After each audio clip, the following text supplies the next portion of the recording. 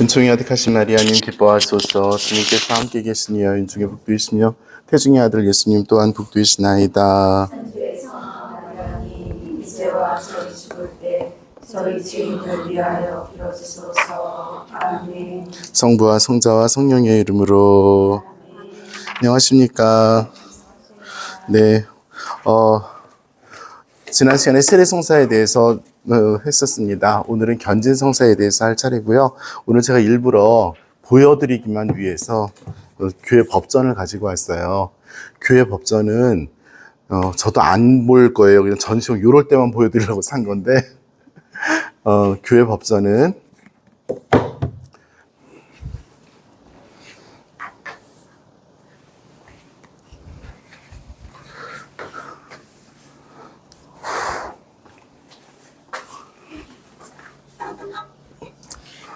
저 뒤에 부분도 자석이네요.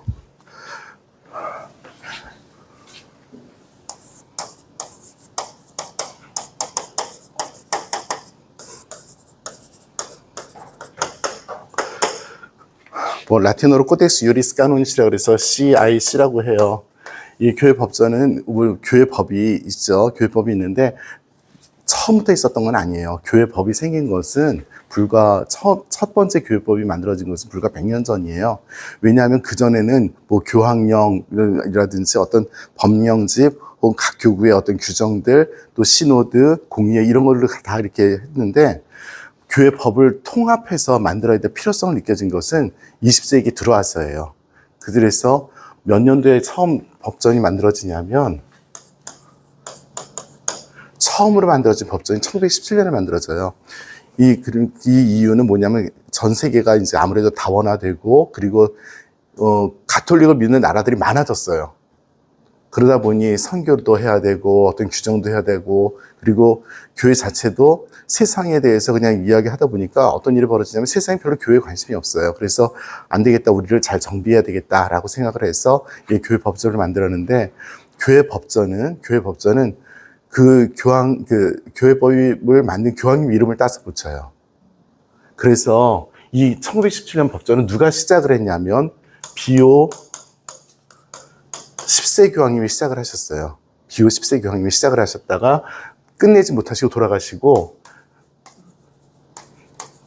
제가 영어로 쓰겠습니다.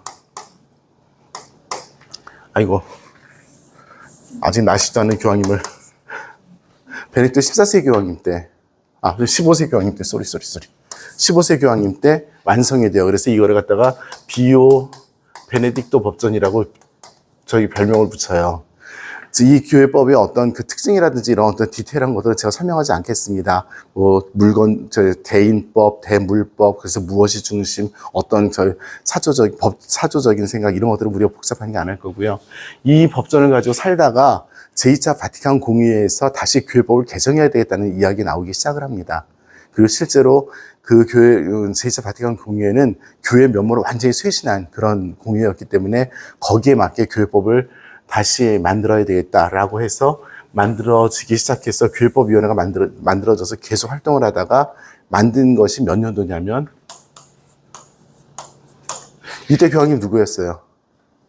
네, 요한 바울 2세였죠. 요한 바울 2세 법전이에요. 그래서 이름하여 요한 바울 2세 법전입니다. 지금 우리가 사용하고 있는 법전은 이 법전이에요. 이 법전인데 제가 이걸 왜 말씀드리냐면 교회법이라는 게 뭐 있다는 걸 그래도 알아야 되잖아. 이 교회법전은 모두 7개 파트로 나눠져 있어요. 그래서 1번이 총칙일 거야. 이거 외운 것도 까먹었네 이제. 목차 55쪽. 네.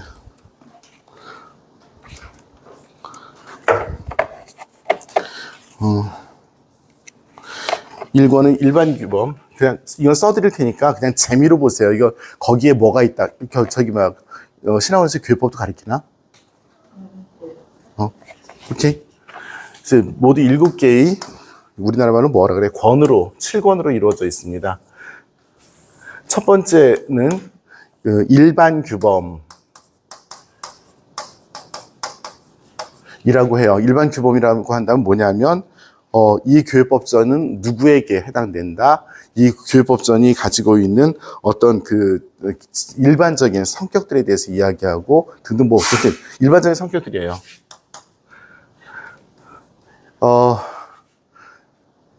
일반적인 성격 중에서 굉장히 제가 좋아하는 법 조항이 있어요. 제가 읽어드릴게요. 나 이거 읽을 때마다 너무 신나. 203조.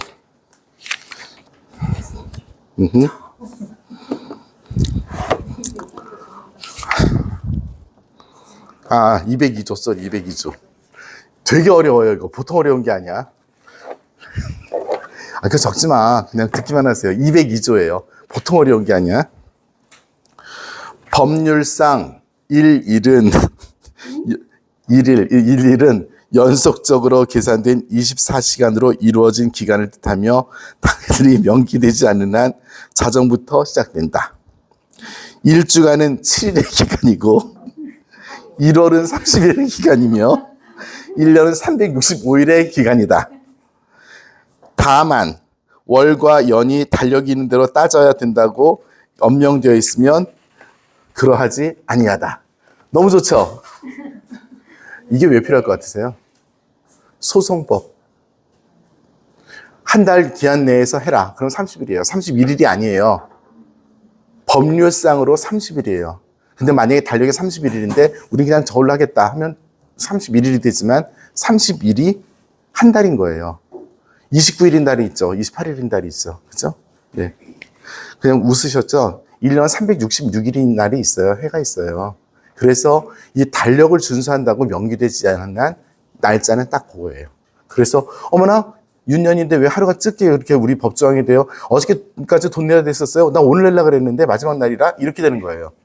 이게 소송법에서 엄청나게 중요해요.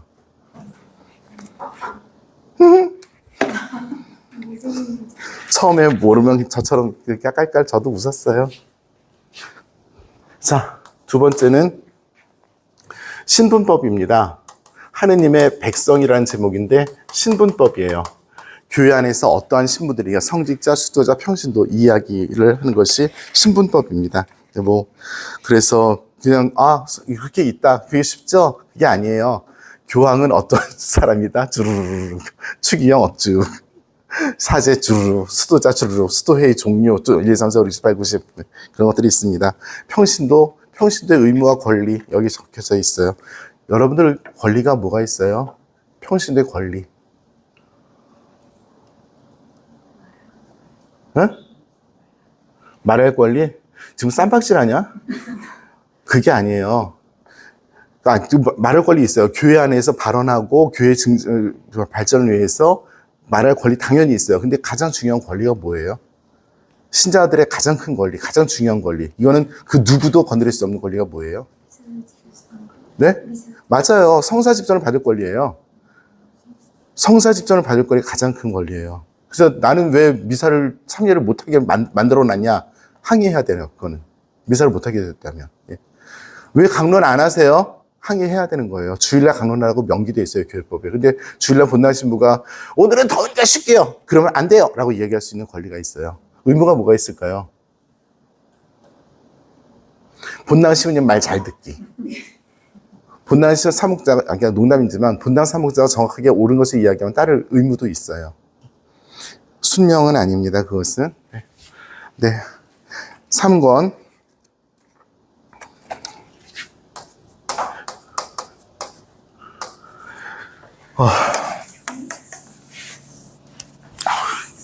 이것도 우리가 맨날.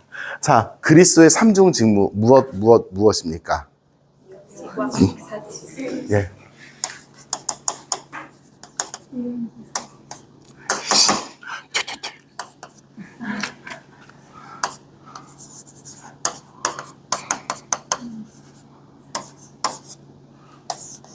이 예언직, 왕직, 사제직이 예수님께서 이 직무를 통해서 우리를 어떻게 하려고 하시는 거예요?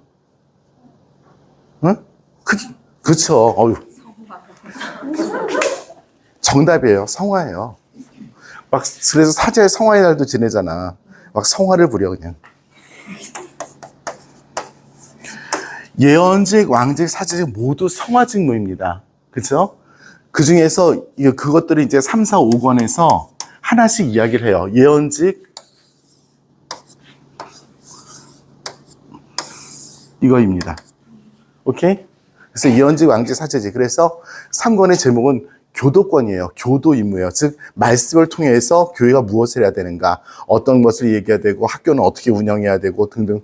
뭐 가톨릭 학교도 있어요. 네. 그다음에 선교는 어떻게 해야 되고, 선교문과 거수. 저기 이거 외워. 교회 선교활동 781항부터 792항까지 써 있어요. 네. 그런 것들을 해야 돼요. 자, 교회 사관은 교회의 성화 직무예요. 근데 사실 아까 이야기했지만 이 세 가지가 다 성화 직무인 거죠. 근데 특별히 여기다 성화 직무라는 이름을 따로 떼어내서 이건 성사에 대한 이야기입니다. 제가 이 이야기를 하려고 그랬던 거예요. 이 사관 때문에 제가 지금 교회법을 소개를 해드리는 중입니다. 우리가 지금 칠성사를 하고 있잖아. 그죠? 이 성사들이에요. 그래서 이 성화 직무에는 성사, 준성사, 그 다음에 뭐 경신예들, 이런 것에 대한 규정들이 있어요.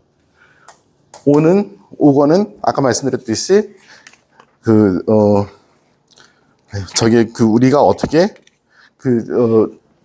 왕직을 수행하는가, 거기서 특별히 뭐에 대해서 얘기하냐면 재산에 대해서 얘기해요. 그러니까 우리 교회도 재산이 있죠. 우리 그러니까 우리 교회가 재산을 증식할 권리가 있어요, 없어요? 우리 땅 사잖아. 우리에게 신자들이 준 헌금을 가지고 우리가 마음대로 이용할 권리가 있어요, 없어요? 국가에도 허락받아야 되나? 아니잖아요, 그렇죠? 예, 이런 어떤 재산에 대한 거예요. 그래서 어떻게 재산을 운영해야 되는가, 정신 똑바로 차리고 해야 되겠죠?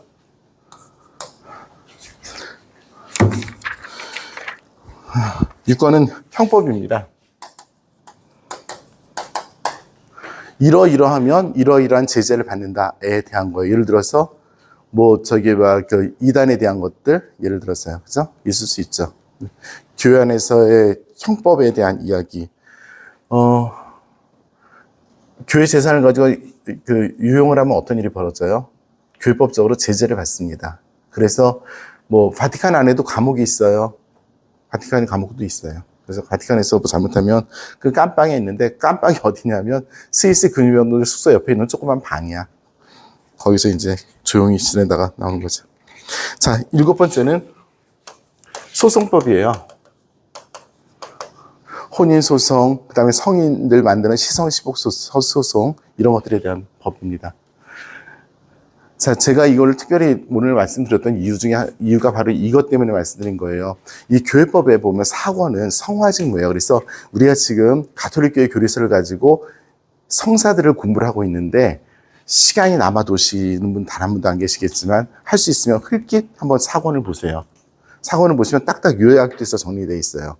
우리 교리서에는 어떤 신학적인 내용도 많고, 그리고 그 교리적인 설명도 굉장히 많은데, 교회법은 얄짤없어요. 누가 이 성사를 거행할 수 있는가, 누가 이 성사를 받을 수 있는가, 어디에서 거행할 수 있는가, 이 성사의 효과는 무엇인가, 아주 깔끔하게 정리가 되어 있습니다. 그래서 어떻게 보면 지금 사실 욱하는 충동 중에 하나가 뭐냐면, 교회법을 읽어드릴까, 이런 생각이 들 정도로 이렇게 잘 정리가 되어 있어요. 법은 설명이 없어요. 딱 이것은 이것이다, 이거 규정이잖아요. 근데 사실은 그 규정들을 나오게 된 이유들에 대해서까지 우리가 교육법적으로만 이것을 알 수는 없지만, 우리가 알 수 있는 내용들이에요. 그래서 오늘은 재미삼아서 견진에 대해서 교육법에서 뭐라고 얘기하는지 조금만 읽어볼게요. 이제 곱게 써야 돼. 저기 보여주는 책이기 때문에. 어디 갔어? 에이.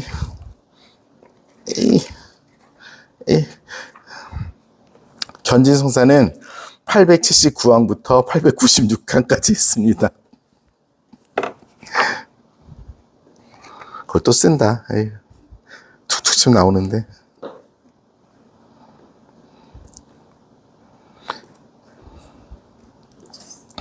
이거 줄 안 가게 살살 넘겨야 돼.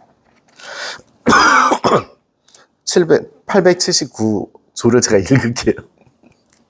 견진성사입니다. 879조. 견진성사는 인호를 새겨주며 이 성사로 영세자들은 그리스도의 여정에서 진보하여 성령의 은혜로 충만케 되고 교회에 더욱 결속하게 된다. 견지는 영세자들의 말과 행위로 그리스도의 증인이 되어 신앙을 전파하고 수호하도록 굳세게 하고 이를 철저하게 의무를 지운다. 자, 888. 견진성사는 안수 및 승인된 전례서에 규정된 말씀과 함께 축성 성유를 이마에 바름으로써 수여된다. 2항. 880조 2항입니다. 견진성사에 사용될 축성 성유는 이 성사가 탁덕에 의하여, 탁덕은 사제예요. 집전되는 때라도 주교가 축성한 것이어야 한다. 그러니까 신부는 축성하면 안 된다. 881항. 견진성사는 성당에서 그리고 미사 중에 거행됨이 유익하다. 그러나 정당하고 합리적인 이유가 있으면 미사 없이도 그리고 어느 적당한 장소에든지 거행될 수 있다. 어떤 케이스일까요? 병자성사 하면서 돌아가시는 분들에게 그 자리에서 견진성사 줄 수 있죠. 네. 똑똑해요. 네. 견진성사의 집전자 882조. 견진성사의 정규 집전자는 주교이다. 보편법이나 관할권자의 특별 허가에 의하여 이 특별 권한을 받은 탁덕도 신부도 이 성사를 유효하게 수여한다. 수원교구는 주교가 아니라 본당신부에게 그날만 위임을 했죠. 그렇죠? 견진을 집전할 특별 권한을 법 자체로 가지는 이는 다음과 같다. 그러니까 견진 성사를 줄 수 있는 그 권한을 가진 사람들은 그냥 이 사람들 위다. 교구장 주교. 직무상으로 교구장 주교에 위임에 의하여 유아기를 지난 이에게 세례를 주거나 이미 세례 받은 이를 가톨릭 교회의 온전한 친교 안에 받아들이는 탁덕에 해당되는 사람, 본당 신부. 죽을 위험에 있는 사람들에 대해서는 본당 사무국 주인뿐만이 아니라 어느 신부든지. 세례성사 신자가 줄 수 있어요, 없어요? 있어요. 견진성사는 없는 거예요. 탁덕이라고 쓰여 있어요. 분명하게 사실이에요. 네, 이런 것이 교회법입니다. 하다 보니까 재미없어졌어요. 집에 가서 읽어보실래요? 인터넷에 나와 있어요. 잘 보관해야지. 1년에 한 번씩 쓰는데. 내가 이거 사면서 얼마나 억울했나 몰라. 이걸 내가 지금 우리나라 말로 사고 있어야 되지. 우리나라 말 정말 어렵게 번역이 돼 있고 오역도 많거든. 어머나, 놀 데가 없네. 물을 뭐 몇 킬이나 갖다 놨어? 아니, 놀 자리가 없어. 아, 거기다 놓으면 되는구나. 그래서 제가 교회법을 저희가 전공을 했던 것 중에 하나이기 때문에 뭐 교회법에 대한 애착이 저는 사실 좀 있어요. 그리고 신자들에게도 교회법 규정들을 적용하면서 그냥 충실하게 적용하려고 노력도 하는 부분도 있고요. 근데 어쨌든 간에 만약에 칠성사에 대해서 요점 정리가 안 되시면 교회법전을 펴보세요. 그러면 딱 행동의 규정에 관한 것만큼은 교회법이 잘 되어 있으니까 적어도 칠성사는 그렇습니다.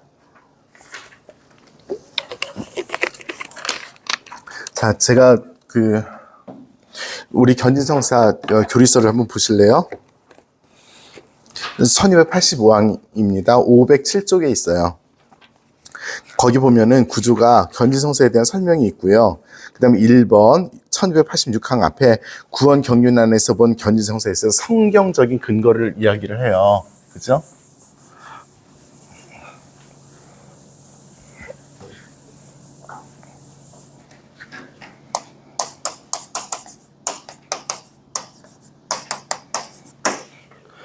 그 다음에 두 번째는 뭐냐면은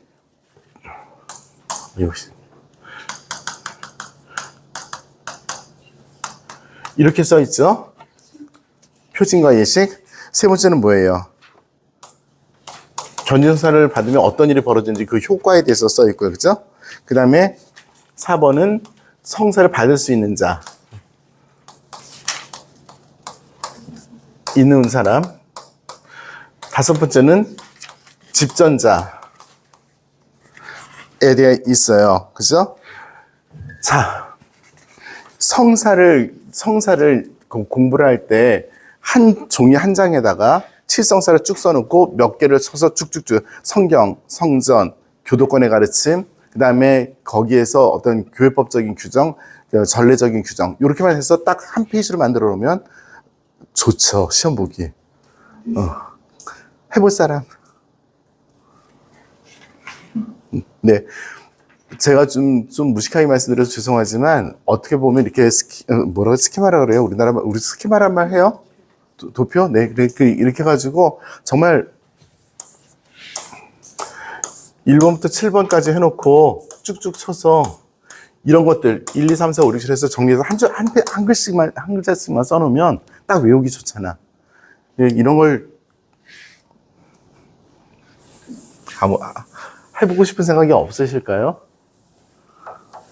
요 1, 2, 3, 4, 5, 6, 7은 내가 정해줄게. 안 해볼래요? 어?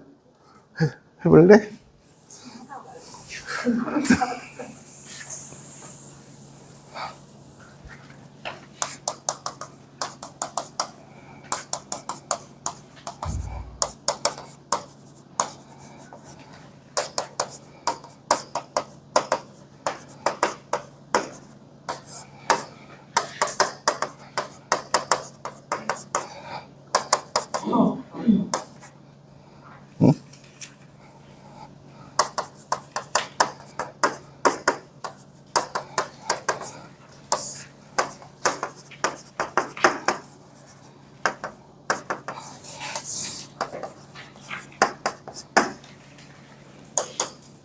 이건 좀 어려울 수 있으니까 이 정도만 해도 되게 많이 한 것 같은데, 누가 주는 장소, 거기에 쓰이는 물건들, 그 성사의 효과, 그다음에 성경에서의 가르침, 이것만 정리를 해놔도 충분히 많이 될 것 같아요. 자, 하시고 싶은 사람들 하시고, 대신에 머릿속에 이거를 갖다가 우리가 좀 갖고 있으면 해요. 저희 견인성사뿐만이 아니라 다인성사도 그래요. 신학을 공부하게 되면 여기에 뭐 성전, 그러니까 교회 여러 가지 가르침들, 교회에서 가르친 교도권의 가르침, 예를 들어서 이런 것들이 많이 들어갈 수밖에 없어요. 그거 가지고 풍부하게 도대체 이 성사가 무엇이고 어떤 영적인 효과가 있고 이런 것들을 알 수 있겠지만, 우리는 그렇게까지는 아니니까. 네. 에휴, 네. 자꾸만 짐 지워드린 것 같아서 죄송하지만, 공부할 때 어떤 그 구도를 그려가면서 공부하시면 좀 좋을 것 같아서 말씀드려요. 자, 한 주씩 읽고 지나가겠습니다. 네. 구약성경, 구원경륜 안에서 본 견진성사. 견진성사에서 가장 중요한 것은 무엇이에요? 견진성사는 성부, 성자, 성령 가운데에서 어떤 분께서 특별히 우리 안에서 활동하신다고 믿는 성사예요? 그렇죠. 그럼 성령께서는 어떤 표징으로 우리에게 와 계셨어요? 성경 안에서? 성령을 상징하는 표징들이 성경 안에 어떤 것들이 있었어요?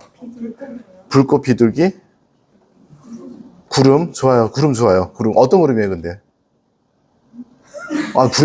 구름이 맞는데, 어떤 구름, 그 구약의 어떤 구름? 구름기둥. 좋아요. 또. 그거 얘기한 거잖아. 다른, 쫙 올라가신 거. 네, 또. 바람? 어떤 바람?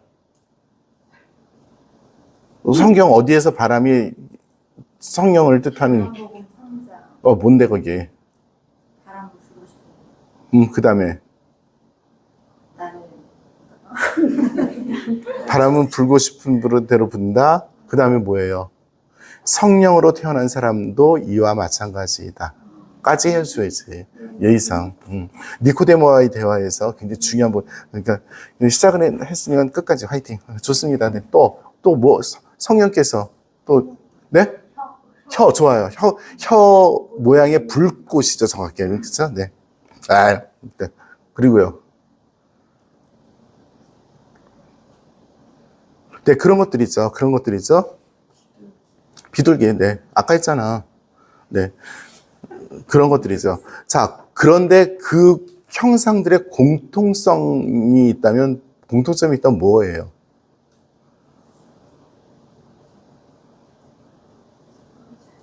네? 잘 생각해 보세요. 그것들의 공통점이 있다면 무엇이에요? 조금 더 해봐봐. 지금 좋은 포인트로 시작했어요. 신비라고 얘기했어요.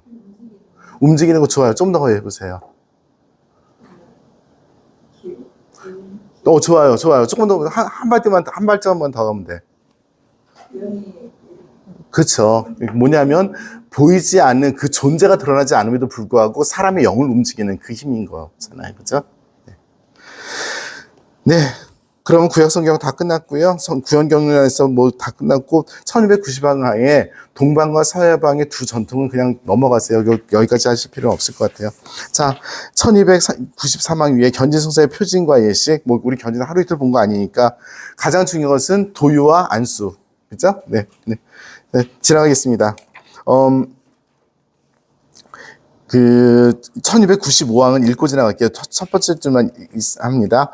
견진성사를 받은 사람은 이 도유를 통하여 표지 곧 성령의 인호를 받는다. 사회에서 사용되는 인장은 그 사람을 상징하며 그 사람의 권위를 나타내며 어떤 사물에 대한 소유권을 표시한다. 성령도 마찬가지다. 인장, 지난번에 제가 말씀드렸던 반지가 인장이었다는 말씀 드렸죠? 안 했어요?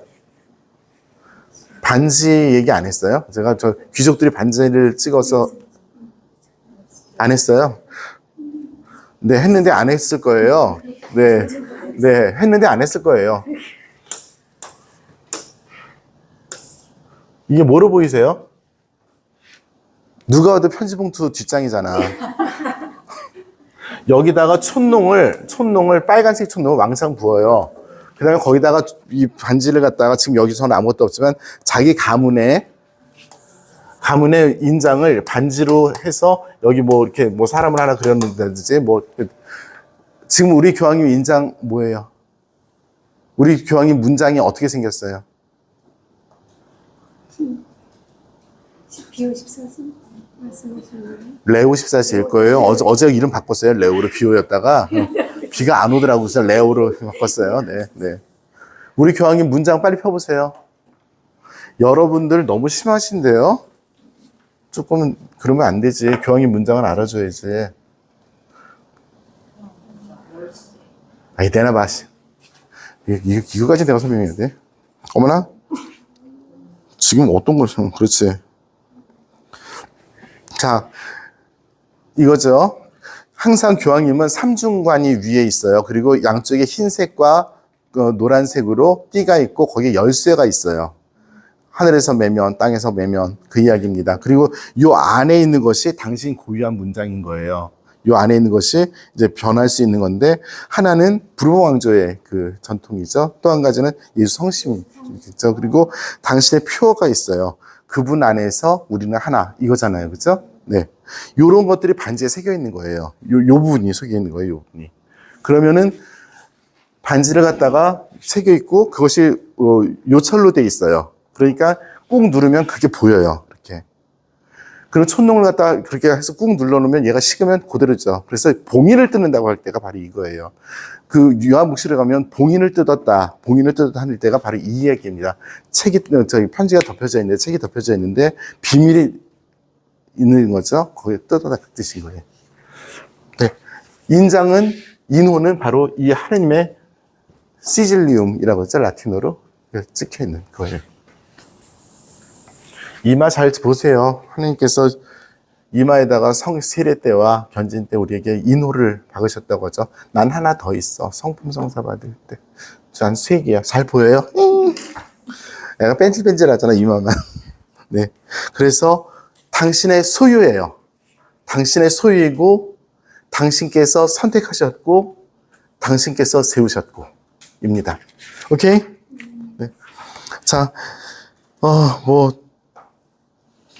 그 정도 하면 될 것 같고요. 1302항 보시면 성령 견지성사의 효과가 있어요. 1303항 이건 우리가 읽고 지나가겠습니다.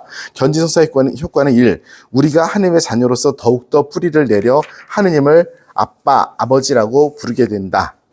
우리 나라에서 드리는 미사 체계는 주님의 기도 전에 하나님의 자녀되어 구세주의 부모들과 상가하려온 이거밖에 없는데 다른 나라에는 그것이 어떤 말이 있냐면 성령에 의해서 우리가 하나님을 아빠, 아버지라고 부르게 되었습니다. 그러므로 자유롭고 아들된 마음으로 다 같이 주님의 기도 바칩시다가 있어요.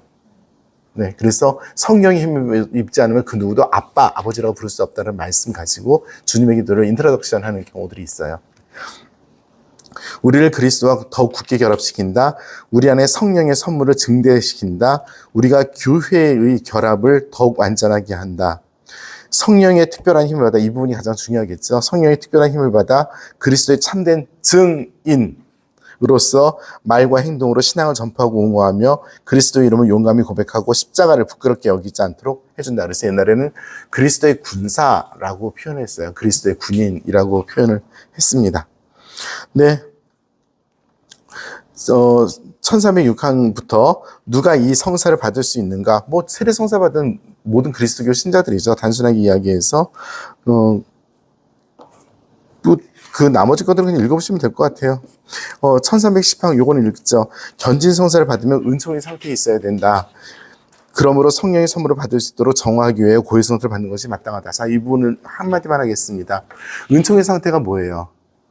내가 지금 죄를 짓지 않고 하느님과 맞짱을 뜰 수 있는, 그래서 하느님의 은총을 받아들일 수 있는 그 상태를 은총의 상태라 그러는데, 우리가 견진받을 때 보면은 몇십 년 동안 냉담하다가 갑자기 와가지고 이렇게 막 하라고 막 이렇게 할 수도 있잖아요. 그런 경우들이 있고. 근데 이거는 한 번씩은 생각을 해야 할 필요가 있어요. 그래서 견진 성사를 갖다가 1년에 한 번 이렇게 이벤트처럼 지금 하고 있는데, 우리가 조금 더 생각하면서 준비를 잘해야 될 필요는 있어요. 적어도 6주간의 교리 저는 뭐 특강으로 하고 말았지만 좀 잘 관리를 해야 되지 않을까, 이번에 좀 많이 생각을 했어요. 그냥 믿고 또 그분들의 어떤 선의를 믿고 했는데, 교회에서 좀 도움을 더 줘야 되지 않을까라는 생각을 좀 더 많이 했었습니다.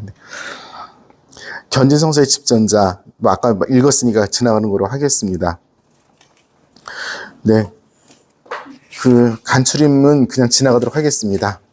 네. 자, 성체성사. 성체성사는 잘 해야 되겠죠. 성체성사가 몇 항까지냐면,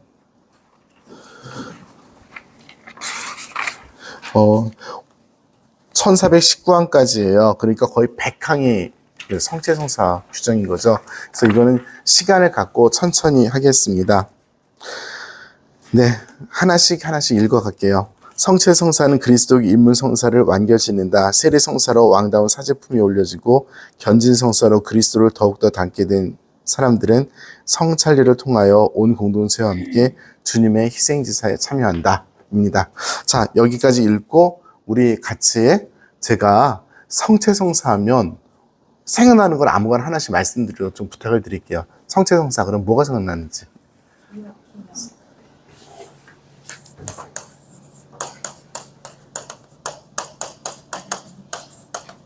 이거 말씀하시는 것 같아요. 그죠? 또 뭐가 있을까요? 재현?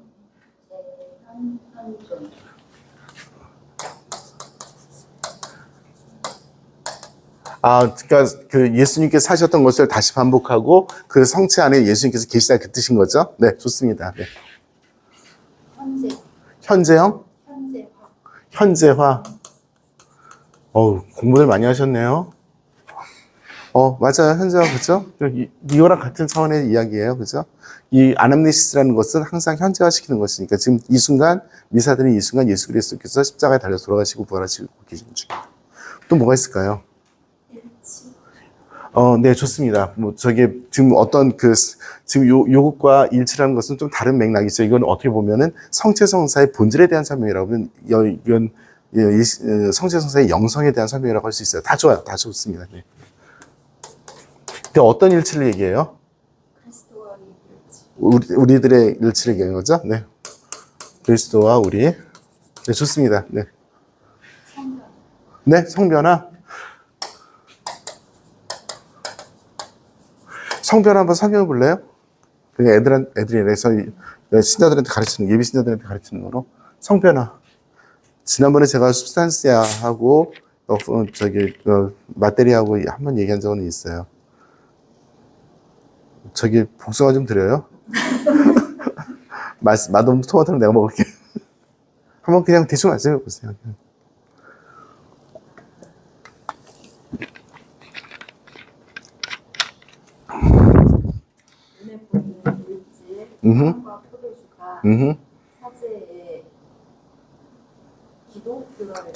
숙성 기도 좋아요. 그 형질이 형질이 아니고요. 형상이 변하진 않죠. 형상 껍질로 눈에 보이는 거죠. 본질이 변하는 거죠. 본질이. 네, 좋습니다. 네. 네, 본질입니다. 네, 본질. 네. 형질이라 그랬어요, 혹시? 형, 동생. 네. 또 뭐가 있을까요? 형상과 재료. 네, 형상과 진료. 유익하게 저기 라틴어로 쓰겠습니다. 형상.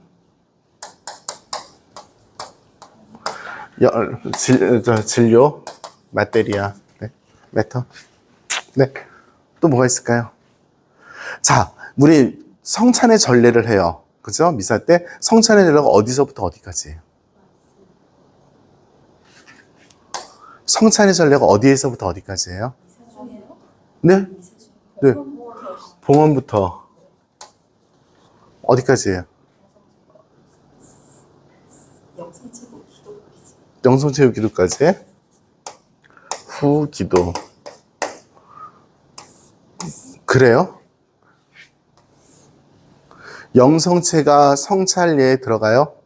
성찬 전례에 들어가요? 영성체 의식이?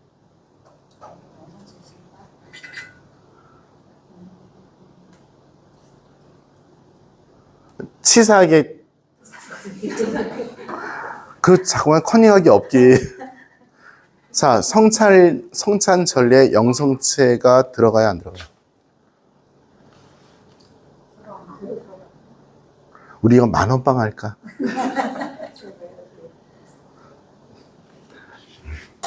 내가 원하는 대답이 또 하나 있었어. 성체조배. 성체조배. 성체신심. 네. 성체신심도 많이 있잖아요. 네. 슬쩍 이답도 했는데 우리 너무 학문적으로 봤으니까 제 잘못인 것 같아요. 너무 아카데믹하게. 사실 우리 얘네들 잘 몰라도 기도 열심히 하면 될 수도 있다고 생각하잖아요. 자, 마지막으로 한 표만 더 받겠습니다. 영희 언니, 한 말씀 하셔.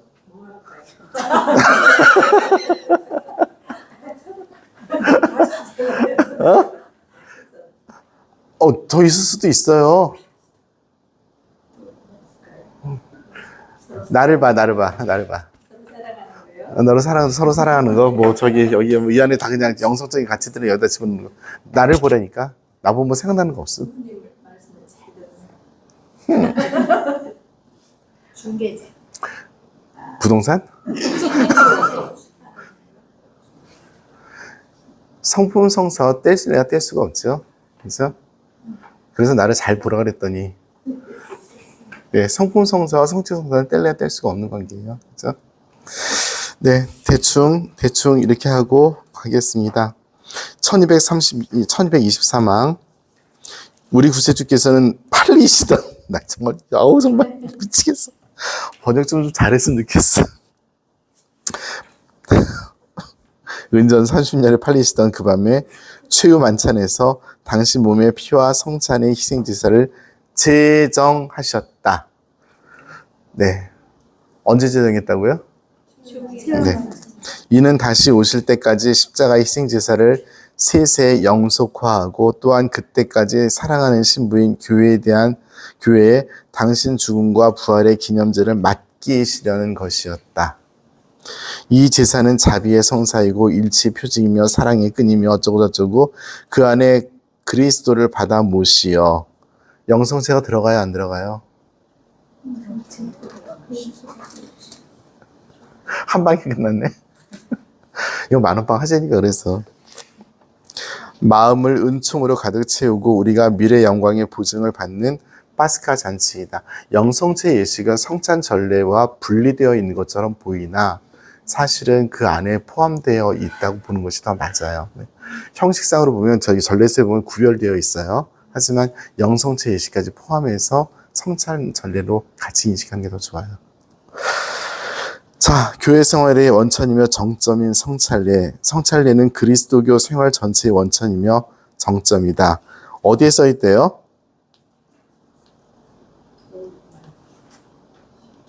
(146이) 뭐야? 거기 밑에 써 있잖아요. 지금 어디 보고 있는 거야? 148 맞네요. 아니, 146 각주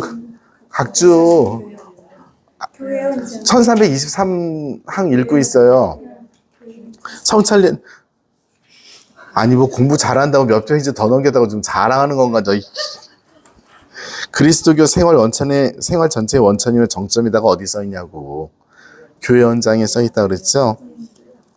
교회의 모든 직무나 사도적 활동과 마찬가지로 다른 여러 성사들은 성찰례와 연결되어 있고, 교회의 모든 직무와 사도적 활동, 직무가 뭐예요? 성자들이지. 사도적 활동, 교회 안에서 하는 활동들이 뭐가 있어요? 사도적 활동이 뭐가 있어요? 똑똑 저를 보세요. 사도적 활동이라고 하는 게 뭐예요? 교회 안에서 하는 사도적 활동. 성사. 조금만, 눈을 한 번만 싹, 조금만 넓게 펴보세요. 쉽게 보여. 교회에서 하는 활동들. 교회가 무슨 활동을 해요? 교회 구성원들을 보면 되지. 교회 구성원들이 교회 이름으로 하는 활동들이 뭐가 있나? 선교. 좋아요. 또. 아니, 기도 좋아요. 우리 교회 수도자들이 얼마나 많아. 이들이 하는 사도직이 얼마나 많아요. 이 사도직들이 성체성사와 연결이 안 되어 있으면 어떤 일이 벌어져요? 그냥 사업밖에 안 되는 거지. 마더데레사 성녀께서는 항상 새벽 5시였던 것 같아, 내 기억으로는. 1시간 동안 성체 앞에서 무릎 꿇고서 기도하셔요. 그러니까 거기 수도의 공동체가 기도 시간이 그거야. 그러면 이렇게 방이 이렇게 있으면, 뭐 기도하는 데 제대가 있잖아. 요 한구통에서 이렇게 쭈그리 앉아가지고 누구도 안 건드리는 거야, 그 시간만큼은. 그 성녀를. 그러면서 이 시간 동안에 십자가에 달리신 성체 안에 계신 예수님과 자기 안에서 일치를 이루는 그 시간을 가지고 활동을 하는 거예요. 그 수많은 일이 중요한 게 아니에요. 저한테는 적어도 그래요. 그분이 성녀가 된 이유는 이 수많은 일을 했기 때문이 아니고, 그건 누구나 할 수 있어. 좀 치사하게 얘기하면. 그건 사람이면, 마음만 가지면, 도움받으면 할 수 있어요. 하지만 이 기도는 이 사람밖에 못하는 거예요.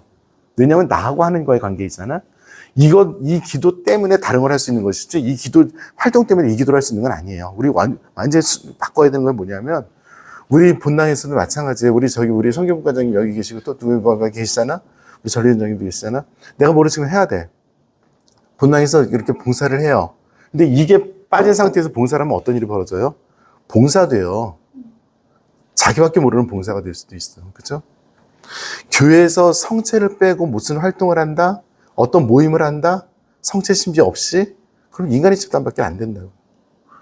그렇기 때문에 영적으로 보면 성찰례의 책임자인 사제하고도 잘 결합되어 있어야 되는 부분이 분명히 있어요. 왜냐하면 영적인 가치를 소통하지 않은 상태에서 하는 일들은 크게 잘못될 수 있어요.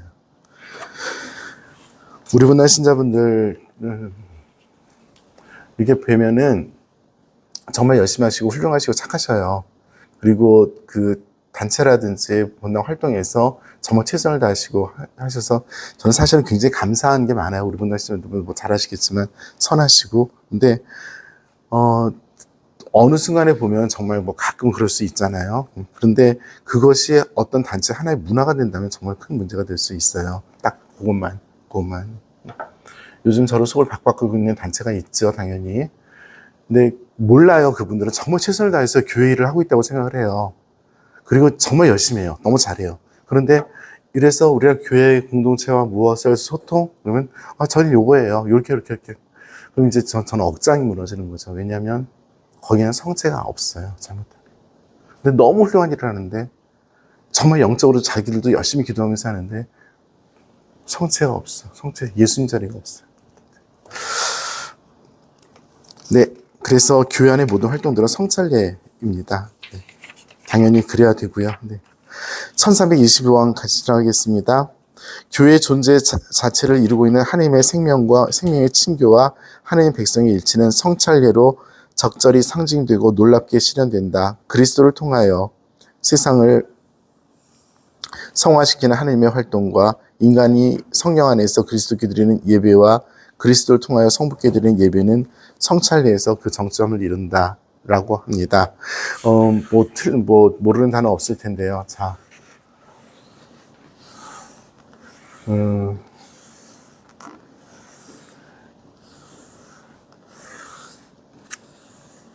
네.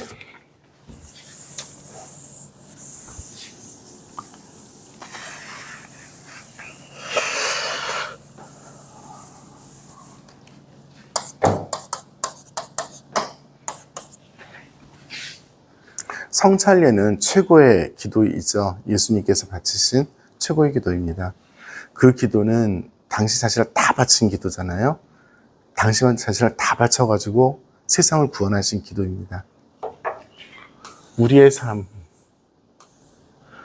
우리가 성체를 받아 모시고 그 예수님의 성찬례에 동참하고 다 드리고, 응? 주님, 제가 당신의 성체성사입니다 라고 말할 수 있다면, 제가 지금 한두처럼 말씀드려 죄송하지만 나의 삶이 당신께 바치는 성체성사입니다 라고 할 수 있다면 얼마나 좋을까입니다. 내가 살아가는 모든 순간이 정말 예수님과 결합되어서 늘 희생제사로 바쳐지는 그것인 거죠. 이게 사실 어려워요. 굉장히 어려운 일입니다. 그리고 저는 그거 하라고 신부된 놈인데, 하다 보면 어느 순간이 아니라 매번 하는 거 맨날 실패하고 앉았는 거지. 잘 못하고. 근데 분명한 것은 우리들의 삶이 성체성사해야 되는 건 맞는 것 같아요. 우리들의 삶이 성체성사입니다. 를 말씀드릴 수 있으면 합니다. 1327장 읽겠습니다. 한마디로 성체성사는 우리 신앙의 유약이고 집약이다. 우리의 사고방식은 성체성사와 일치하며 성체성사는 우리의 사고방식을 확인해 준다라고 누가 얘기했냐면 이레네오 성인께서 말씀하셨습니다. 이레네오 성인 축일이 언제였어요? 이레네오 성인 축일이 언제였어요? 나 지금 원망스럽게 쳐다보고 있잖아. 이레네오 성인 축일이 언제였어요? 언제였어요? 너무들 한다 진짜. 형님 언제예요? 6월 28일이었대. 찾았어요. 며칠 전. 엊그제요, 엊그제. 여러분 너무 하시는 거 아니에요? 죽을래? 그 아래줄에 써있거든? 밀렸지? 밀렸기도 했지만 이리노 성인 축일을 전 세계가 지내지 않아요. 그냥 안 써 있어요. 하지만, 네.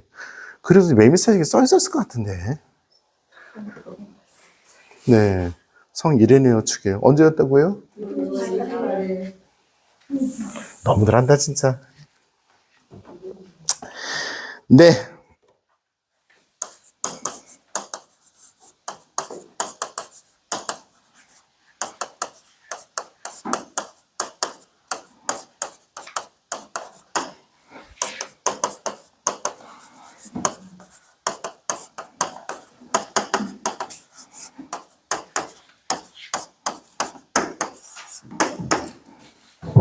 여태까지 얘기했던 것 요약 이렇게 하겠습니다.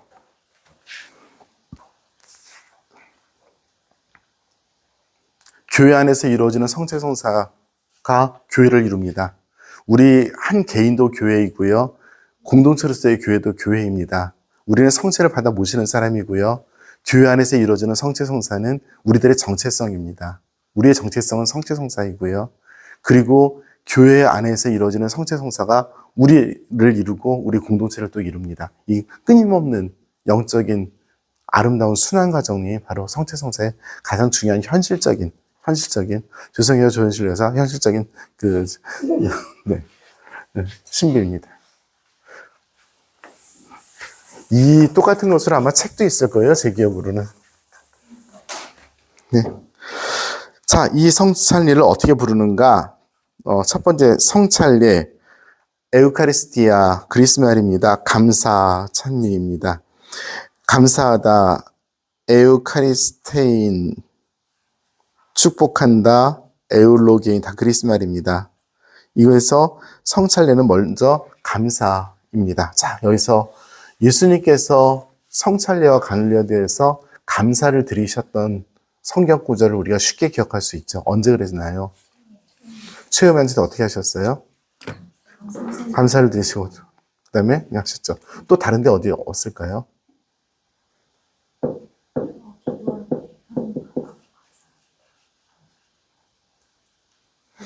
성찬례와 구체적으로 연결되어서 감사 드리셨던 장면들이 있어요.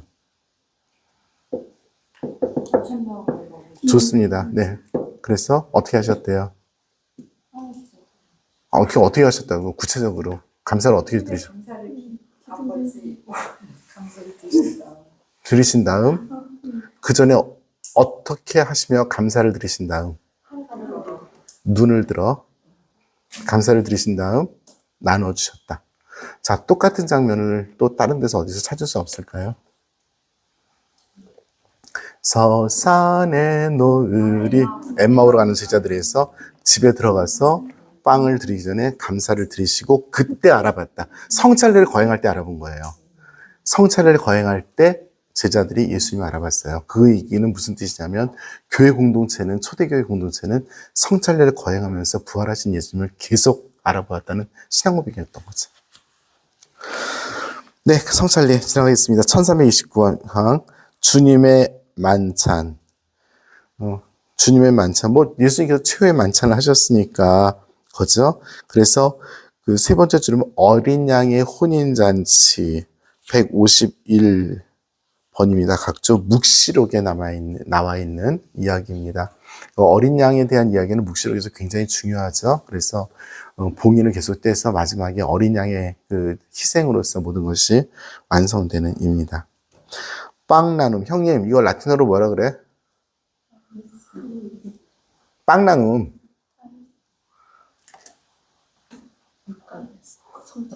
프락시오 파니스 안 배우셨나? 프락시오 파니스. 그거 안 배웠어야지. 먼저 가르쳐 줄게.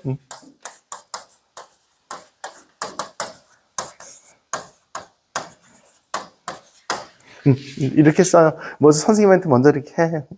점수 1점 깎일 거야. 잘난 척 한다고. 빵의 나눔. 왜 빵의 나눔이에요? 빵을 나눠 먹었잖아. 그렇다면 빵 나눔은 어떤 의미가 있어요? 공동체인 거죠. 그죠? 교회 공동체 안에서만 이루어지는 프락시오 파니스입니다. 네. 와, 시나시스도 있어? 성찬 모임. 뭐 그런 거죠. 네. 성찬 모임인 거죠. 네. 여러 가지 이름으로 불렸습니다. 여러 가지 이름으로 불려서 정말 그 미사라는 말 이전에 이렇게 본질적인 성체성사의 본질적인 부분들에 대해서 표현하는 그런 굉장히 많은 것들이 있었고요. 미사라는 말은 어떻게 생겼는지 말씀을 드렸었지요. 파견 때 가라 이 뜻이라고요. 네, 네.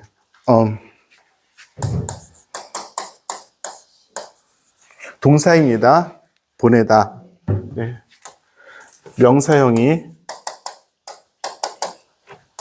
n자를 붙이면 이게 됩니다. 과거분사형이 남성, 여성, 중성입니다. 미수스, 미사, 미숨입니다. 미사 에스트 가십시오. 여러분 파견되었습니다. 가십시오. 가서 복음을 전합시다. 이 뜻. 네, 여기에서 미사가 나왔습니다. 그래서 미사가 아니라 미사죠, 미사. 영어로도 메스, S 두 개잖아요. 그죠?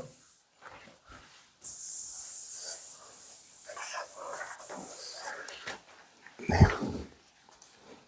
자, 1330항. 1330항에 주님의 순환과 부활의 기념해서 파스카 신비와 직접 연관된다고 이야기를 하고 있는 거죠. 거룩한 희생제사, 성체성사가 구세주 그리스도의 유일한 제사를 재현하고 전례의 봉헌도 담고 있기 때문에 그렇습니다.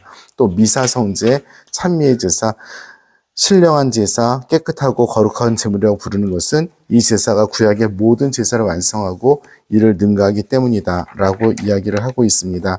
특별히 우리 며칠 전에 아브라함의 제사 이야기를 우리가 들었었죠.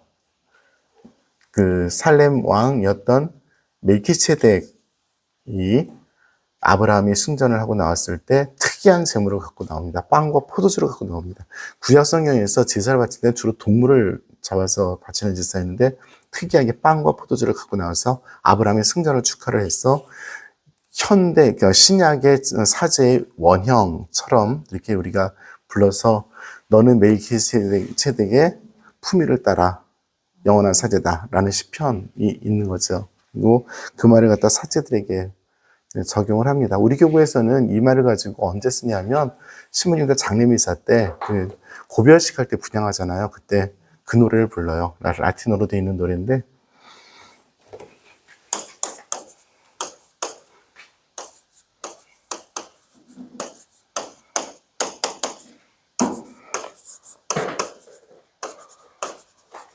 이거 누가 찾아볼래요? 동영상 있을 거예요. 누가 좀 찾아보라고요. 이걸 못 알아볼 리는 없다고 난 생각해. 또에스 사체르도스 이네 때는 세꾼노 오리된 멜기체덱 이렇게 되는 건데요. 한번 그냥 들어보려고요. 멜로디 쉬우니까. 제가 이거를 갖다 정말 감동스럽게 들었던 때가 있어서 그냥 3,000% 잠깐 빠지기 전에 한번 듣고 좀 빠지세요. 동영상이 있을 거예요.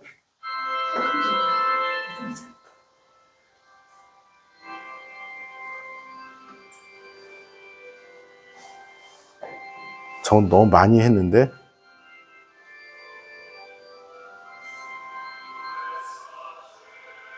그거 아니야.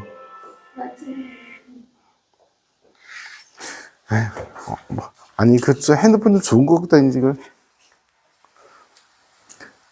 가장 단순한 거 그레고리선가예요. 없어요. 재촉하지 말아야지.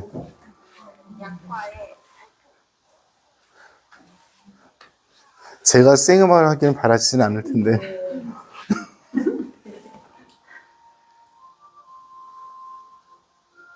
아닙니다.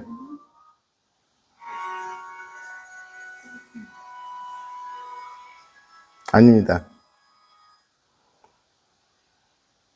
제가 할게요. Tu es sacerdos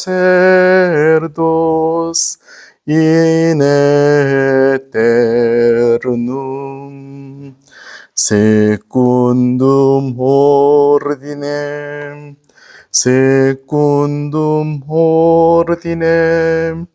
멜기체덱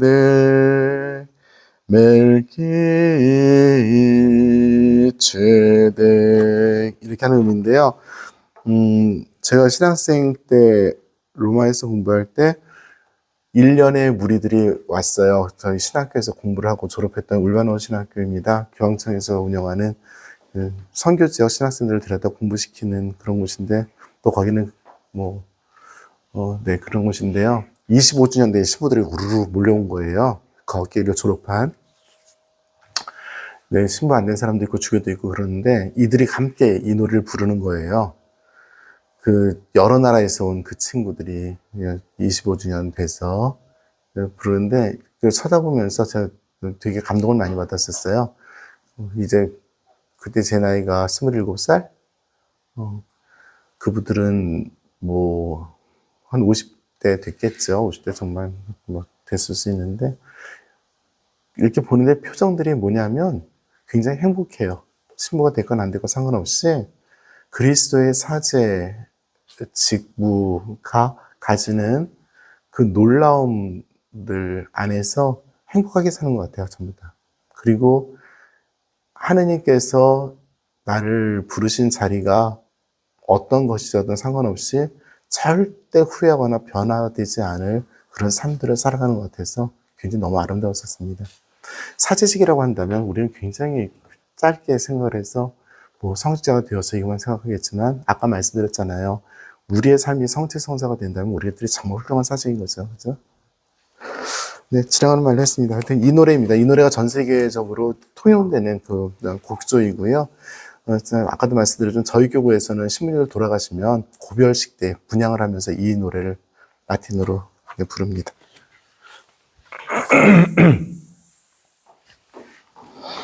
네.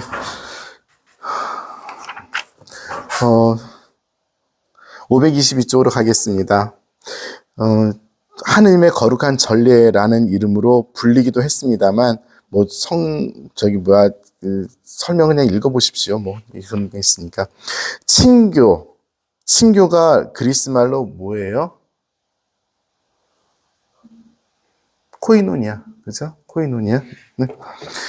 예수님과 일체를 이루고 신자들과 일치를 이루는 그런 것입니다. 그래서 거기에는 성인들의 통공과 연결을 해서 성명을 하고 있습니다. 성인들의 통공은 하늘과 땅이 서로 통한다는 이야기이겠죠. 그래서 성인들의 통공과 연결되는 그 등장인물들이 거기 남아 있습니다. 읽어보시기 바랍니다.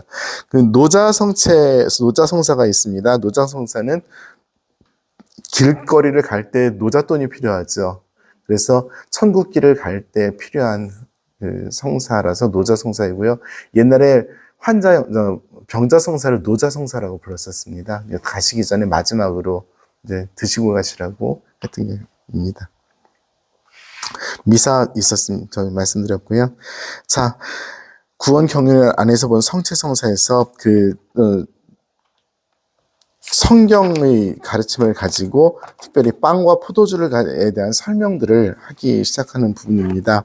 1334강 성찰리의 거행의 중심에 놓이는 빵과 포도주는 그리스도의 말씀과 성령 청원의 기도를 통해 그리스도의 몸과 피로 변화되는 것입니다. 그래서 잘 아시다시피 그 빵과 포도주를 들어서 봉헌하고 그리고 그 봉헌된 것을 하나님께서 축복하셔서 받아들이는 것입니다. 자, 미사 때 저번에 한번 말씀드렸죠. 오늘의 주 하나님 참여받으소서 할 때 참여받으소서에 대한 설명을 제가 드렸던 적이 없죠.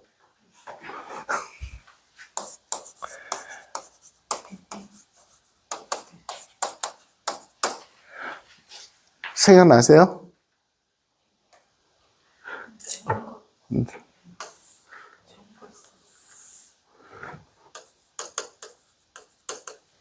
라틴어로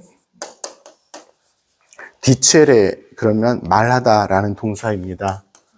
여기에 명사형이 딕시오입니다. 네. 이렇게 하면 딕션 그러면 영어가 되겠죠. 여기다가 이런 걸 붙이면 사전이 되겠죠. 딕셔너리. 그렇죠? 네. 네, 여기까지만 해도 될 것 같습니다. 말입니다, 말. 그러니까 이것은 과거 분사형입니다. 딕투스란 말은 좋게 말해진 상태입니다. 말해짐입니다. 이게 바로 축복입니다. 베네딕토 성인하고 사이좋게 지내시는 분. 아무도 안 사이좋은가? 베네딕토예요. 베네딕토가 이 뜻입니다. 좋게 말해짐, 그 뜻입니다.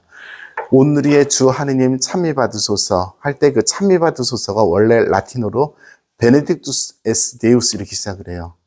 그러니까 거기에 우리나라 말로는 찬미받으소서라고 표현되어 있지만 좋게 말함을 당하소서입니다.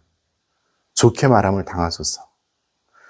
오늘의 주 하느님 찬미받으소서. 주님의 너그러우신 은혜로 저희가 땅을 일구 얻은 이 빵을 주님께 바치오니 생명의 양식이 되게 하소서.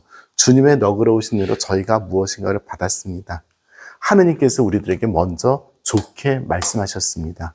그래서 좋게 말씀하셔서 땅을 주시고 빵을. 그러니까 축복은 하느님께서 시작을 하셔서 인간에게 뭔가를 주셨어요. 인간은 거기에서 빵과 포도주를 땅에서 소출한 그것을 다시 하느님 아버지께 좋게 말하면서 드립니다. 하느님의 원천적인 축복을 우리가 다시 하느님께 축복으로 돌려드립니다. 축복은 이렇게 순환 구조이면서 점점 성장하는 순환 구조입니다. 우리의 삶도 그렇죠.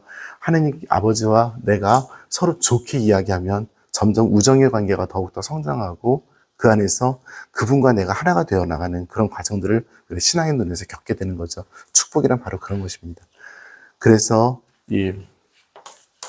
나중에 아들 하나 더 나오시거나 손주 하나 더 보시게 되면 베네딕토라는 성인 이름을 이런 차원에서 곰곰이 생각해 보시기 바랍니다. 이때가 축일입니다.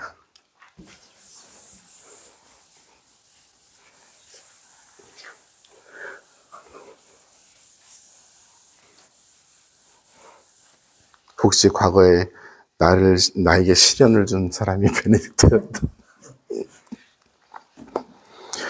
빵과 포도주는 그래서 거기 보시면 예수님께서 빵을 들고 포도주가 담긴 잔을 드시면서 눈을 들어서 축복을 하십니다. 오늘의 주 하나님 하고 축복을 하시고 그 축복을 하나님께서 다시 우리들에게 예수 그리스도의 성체 성혈로 우리들에게 주시는 것이 성체 성찬입니다. 1334 곱 위에 줄은 멜기세덱으로 되어 있죠. 저기 표기법이 바뀌기 전입니다. 멜키체덱으로 바꾸십시오. 멜키체덱입니다. 지금의 공식 표현은 멜키체덱입니다. 제 책이 오래된 책. 업그레이드 못해서 죄송합니다. 바뀌었어요. 갑자기 부럽네. 네. 말마디도 좀 바꿨을 것 같아요. 그랬으면 좋겠네요. 네. 구약시대에는 1334, 구약시대에는 창조에 대한 감사의 표시로 땅에서는 많은 만물 가운데 빵과 포도주를 제물로 바쳤습니다. 그런데 이것들은 출애굽 사건으로 새로운 의미를 얻게 되었습니다. 이스라엘 백성들이 해마다 과일절에 먹는 누룩없는 빵은 이집트 종살이에서 벗어나기 위해 서둘러 떠났음을 기념하는 것이며, 광야에서 먹은 만나에 대한 기억은 이스라엘이 하나님의 말씀이 빵으로 살아간다는 것을 늘 상기하게 합니다. 그들이 날마다 먹는 빵은 하나님께서 당신의 약속에 충실하시다는 보증으로 주신 약속된 땅의 사물입니다. 약속된 땅이 어디예요? 가나안이죠. 네. 유다인들은 과월절이 뭐예요? 파스카 축제. 과월이 뭐예요? 넘어가는 거예요. 파스카 뭐예요? 식사 끝에 마시는 축복의 잔. 축복의 잔은 우리의 과월절 축제를 하죠. 근데 그 과월절 축제 때 이스라엘 사람들은 모두 4번에 걸쳐서 건배를 하게 됩니다. 그 중에 3번째가 축복의 잔이에요. 예수님께서 아마 성찬례를 지정하셨을 때 그때 드셨던 포도주가 축복의 잔이 아니었을까라고 해서 우리 성가대 하시는 분들 계셨으니까 축복의 잔을 마실 때 우리는 그리스도의 피를 받아 나누어 마시나이다 하는 것이 바로 그 이야기입니다. 축복의 잔은 포도주가 진 축제의 기쁨의 종말론적 차원, 곧 예루살렘을 재건할 메시아에 대한 기다림이라는 소망을 더한다. 예수님의 빵과 포도주의 축복에 새롭고 결정적인 의미를 부여하시면서 성체 성사를 세우셨습니다. 그래서 지금 몇 분이에요? 네, 46분. 네. 네, 1330원. 주님께서는 군중을 먹이려고 빵을 축복하시고 떼어서 제자들을 시켜 나눠주신 빵의 기적은 당신 성찬의 이 유일한 빵에 말할 수 없는 풍요함을 제시합니다. 가나에서 물을 포도주로 변하게 하셨던 표징은 예수님께서 영광스럽게 되실 때를 이미 예고하고 있으며, 왜 때에다 따옴표를 써놨을까요? 왜 썼냐고. 왜 강조하냐고. 아들아, 포도주가 없다. 여인이여, 제 때가 이르지 않았습니다. 라고 언제 얘기했대요? 거기 썼잖아. 카나 혼잔치 때 그렇게 했다고. 그게 그렇게 어려웠나?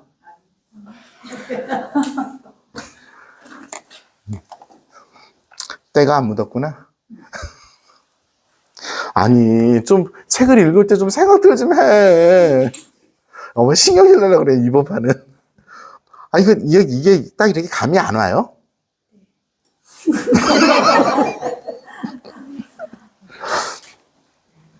제가 우리 신자분들에게 정말 죄송한 게 뭐냐면, 제가 잘못한 건 아니지만 우리나라가 그리스도교 문화권이 아니라는 거에 대해서 정말 죄송해요.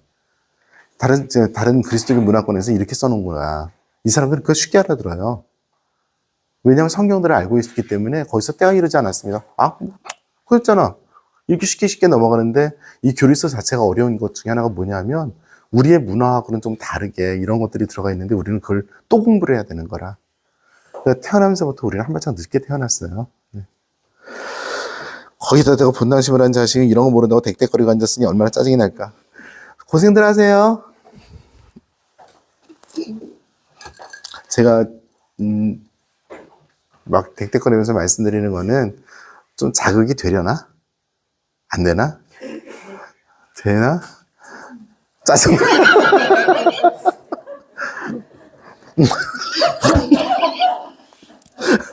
뭐래도 돼서 다행입니다.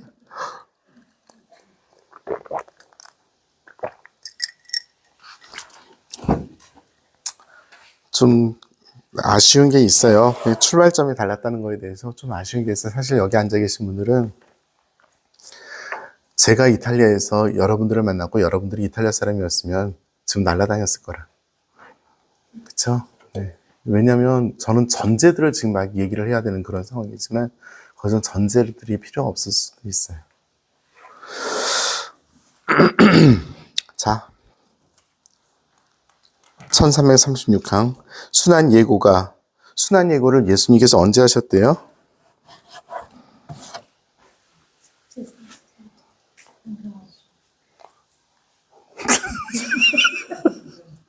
순환 예고가 있었던 첫 번째 순환 예고 바로 직전에 어떤 장면이 있었어요? 안변모. 베드로의 고백. 그렇죠. 베드로의 신앙 고백 다음에 바로 순환 예고가 있었죠. 죄송해요. 몇 번 말씀드렸다니 이제 안 할게요. 공관복음에 의하면 정확하게 반이 나눠지는 장면이 이 베드로의 신앙 고백입니다. 신앙 고백 전후로 해서 예수님께서 말씀으로서 하나님 나라를 선포하시는 장면과 그 이후에 순환과 중과 부활로 나가시는 그 장면이 나눠져요. 그래서 순환 예고는 신앙 고백 다음에 바로 이제 나 올라간다 죽으러 하고 바로 이어져서 나와요. 3번에 걸친 순환 예고를 씁니다. 순환 예고가 제자들을 혼란에 빠지게 하였듯이 성체성사에 대한 첫 번째 예고도 제자들을 분열시켰다. 이렇게 말씀이 어려워서 누가 알아들을 수 있겠는가? 요한복음 6장 60절이에요. 어떤 장면이에요? 요한복음 6장 60절 어떤 장면? 요한복음 6장 뭐예요? 생명의 빵에 대한 기적과 하늘에서 내려온 빵이다. 이 빵을 먹어야지 영원한 생명을 얻는다. 니네 조상들이 먹었던 것과 다르다. 그러므로 이 빵을 먹지 않으면 영원한 생명을 얻지 못한다. 그런데 그 빵은 내 살이다. 이렇게 말씀이 어려웠어요. 그 장면인 거예요. 요한복음 6장 굉장히 중요합니다. 요한복음에서는 최후의 만찬이 없어요. 요한복음에서는 최후의 만찬 때 예수님께서 받아 먹어라 받아 마셔라는 부분이 없습니다. 요한복음에서는 뭐가 있냐면 발 씻김 예식만 있어요. 발을 닦아주시는 장면만 있어요. 받아 먹어라 받아 마셔라는 공관복음에만 있습니다. 예수님께서 슬프게 물어보십니다. 너희도 떠나가겠느냐? 그 대답에 대해 이 질문에 대해서 베드로 사도 톡 튀어나와서 대답을 하죠. 당신께서 무엇을 가졌다 했어요? 영원한 생명을 주는 말씀을 가지셨는데 당신을 두고 누구를 쫓아가겠습니까? 베드로 사도의 신앙 고백도 마찬가지로 여기에 있습니다. 요한복음에서는 따로 신앙 고백이 없어요. 그러니까 성체성사는 무엇과 연결되어 있냐면 교회의 근본적인 신앙 고백과 연결이 되어 있고 예수님의 순환과 중과 부활과 연결이 되어 있는 거죠. 네, 여기까지 하겠습니다. 1336항 빌려줘봐. 펜 좀.